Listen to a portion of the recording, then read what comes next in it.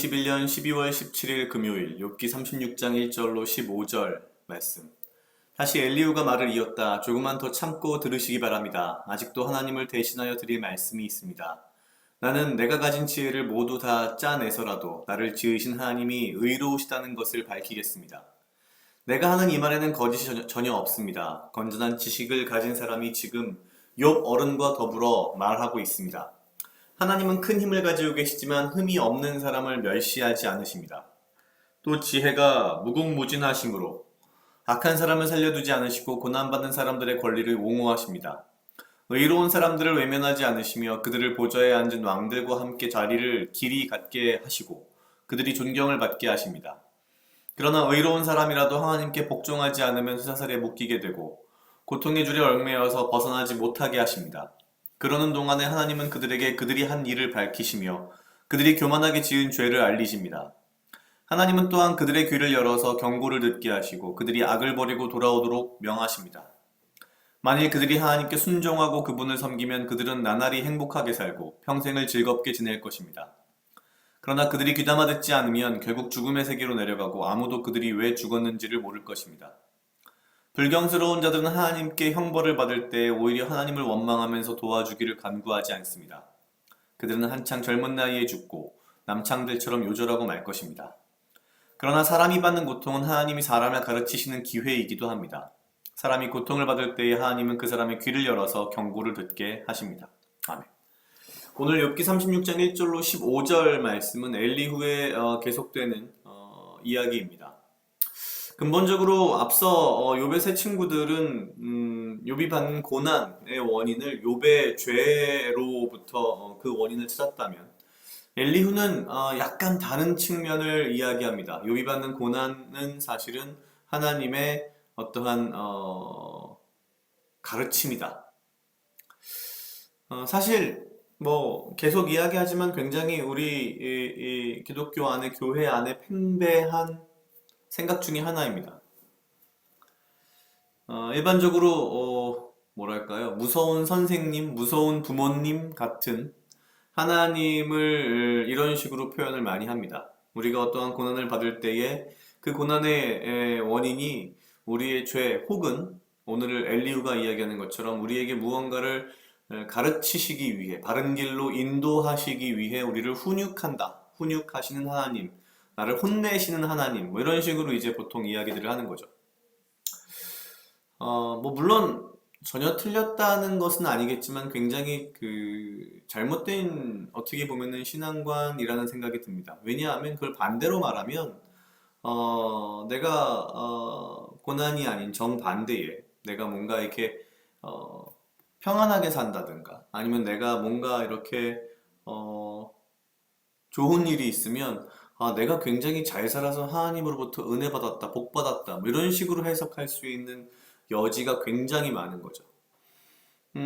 사실 전에는 저도 그런 생각을 못 했는데요. 이 욥기를 쭉 읽으면서 이 욥기에 등장하는 욥의 친구들 그리고 엘리후의 이런 말들이 왠지 어디에 많이 닮아 있나라는 생각이 들었냐면은 뭔가 이렇게 무슬림이라고 해야 되나요? 그런 쪽에 굉장히 비슷하다는 느낌을 많이 받습니다.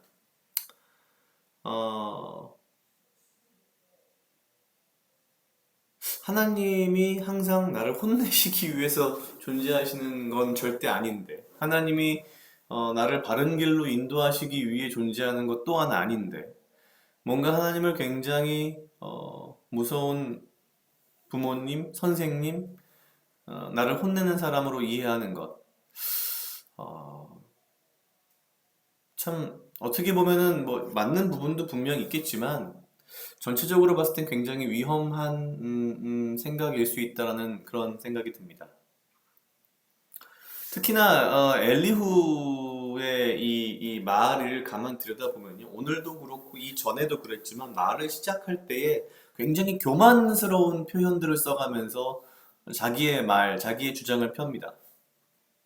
오늘도 36장 3절에 이렇게 이야기합니다. 내가 가진 지혜를 모두 다 짜내서라도 나를 지으신 하나님이 의로우시다는 것을 밝히겠습니다. 사실 이건 굳이 뭐 밝힐 이유가 없습니다. 그죠? 그리고 인간이 하나님이 의롭다는 것을 밝힌다 하여서 하나님이 의로워지는 것 또한 아닙니다.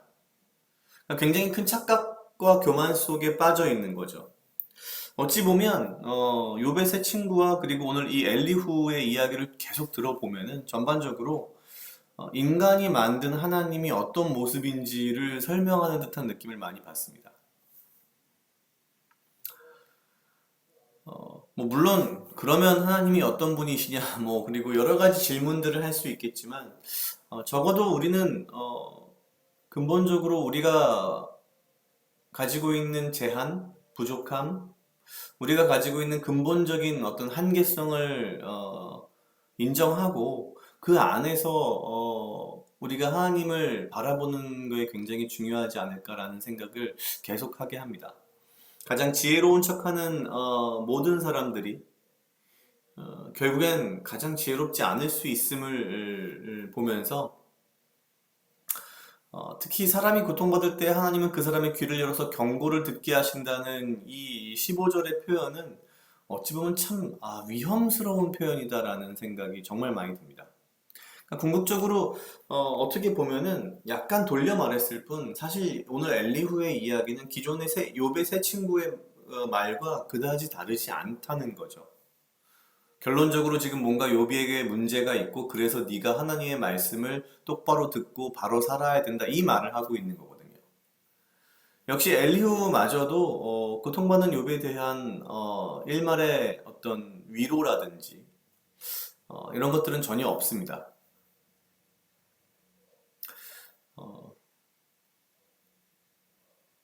직업 특성상 이런 많은 사람들을 만나는 제 자신을 돌아봤을 때 항상 드는 생각은요. 내가 누군가의 어려움을 마주쳤을 때 내가 해야 하는 가장 첫 번째가 무엇인가? 그것이 바로 위로이고 사랑이지 않을까라는 생각을 다시 한번 하게 하고요. 문제의 원인을 내가 자꾸 분석을 하고 그 사람의 상처를 후벼파면서 그 사람의 문제를 뭔가 찾아내 주려고 하는 것은 굉장히 교만할 뿐만 아니라 내가 어찌 보면은 하나님의 자리에 가서 앉아 있으려고 하는 그런 마음이 아닐까라는 생각이 문득 들었습니다. 각자 한 2분 정도 묵상하시겠습니다.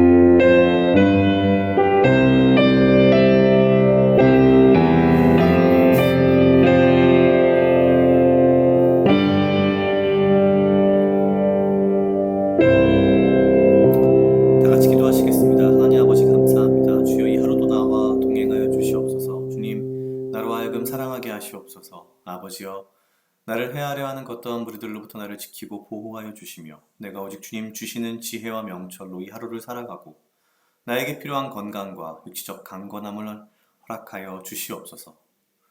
주님 내가 위로해야 할 때에 평가하지 않게 하시고 내가 사랑을 베풀어야 할 때에 분석하지 않게 하시옵소서. 내가 주의 사랑과 주의 은혜를 받아 이 시간, 이 자리에 있음을 항상 깨닫게 하시고 나의 부족함을 내 스스로 알고 항상 그것을 인정하며 그 가운데에 주의 말씀과 주의 지혜를 듣는 귀를 열어 주시옵소서. 말보다는 사랑을 나눔이 먼저임을 알게 하시고 나의 매일매일의 삶 가운데에서 그것을 지켜갈 수 있도록 주여 인도하여 주시옵소서. 감사합니다. 이 모든 말씀 예수님 이름으로 기도드렸습니다. 아멘.